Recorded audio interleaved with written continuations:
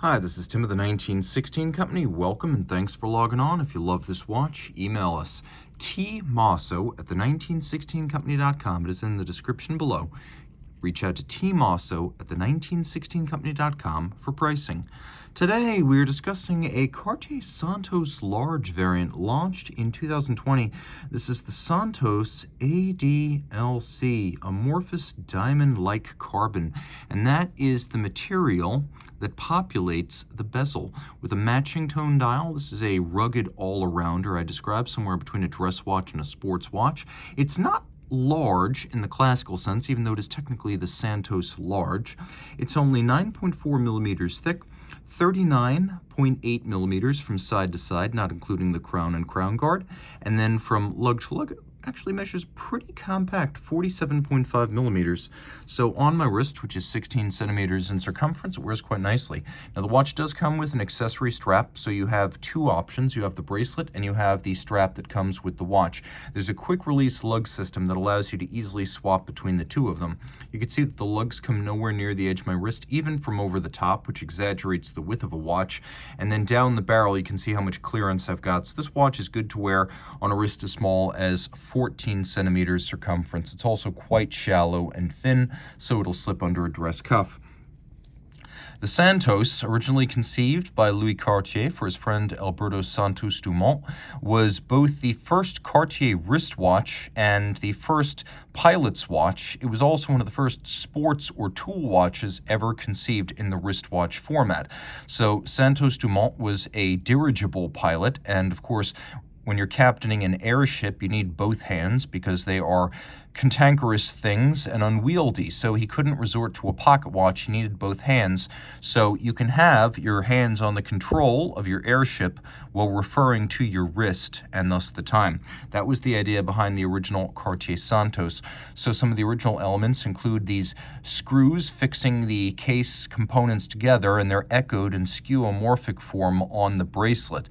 So you could see this design descended from 1904, still quite contemporary, and that includes modern features like the quick release lug system. I guess it's easier to do. I do manicure my hands for your viewing pleasure. I don't have a lot of nails, but we have this little quick release system that's built in, and this is exactly how the strap works as well.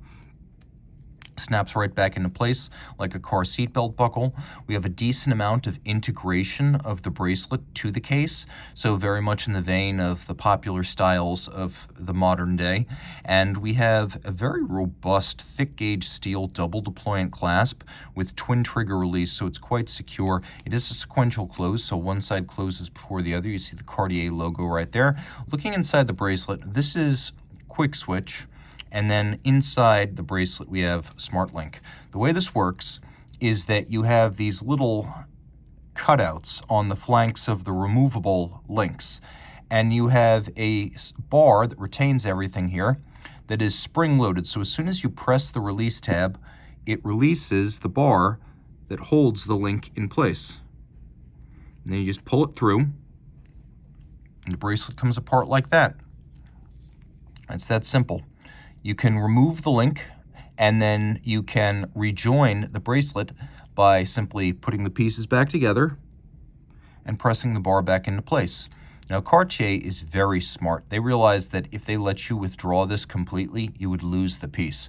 So it is not possible to completely withdraw that bar from the link. Very smart. Taking a look at the case back, you can see this is a sporty watch. I mentioned it's an all-arounder. You can see it's 100 meters water resistant, which is more than enough for swimming. What you probably don't know is that the movement's also anti-magnetic to 1200 Gauss, or 1000 Gauss plus 20%. Quite impressive for a timepiece that is, after all, elegant first and foremost, as every Cartier should be. You have the spinel cabochon on the crown. We have a crown guard profile. You can see there's a combination of polish and satination on the case.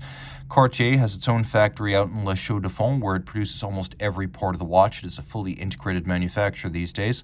We have the bezel, and then it features the amorphous diamond-like carbon, a hugely scratch-resistant material that's used to create that darkened contrast with the steel of the case. The dial has a vertical satin pattern and no shortage of luminescence, as you can see in the dark. The watch includes radially arrayed Roman numerals, including a watchmaker's 4, and the secret signature with the Cartier name in the V of Roman numeral 7. We have broadsword style hands. We do have a hacking or stop seconds function, so you can set the watch to a reference time. And then we have a quick set function, so you can rapidly set the date. Inside, caliber 1847 MC. It's a drop-in replacement for the well-traveled ETA 2892A2, but this 1847 caliber is designed and built by Cartier. It's an automatic winder with a 4 Hz beat rate, 23 pivot joules, hacking seconds, a quick set date, a 42-hour power reserve, and it does have that large amount of anti-magnetic quality to it that makes this a highly anti-magnetic watch, far in excess of the ISO standards for an anti-magnetic watch. If you love this watch, reach out to Team Mosso at the 1916company.com for pricing.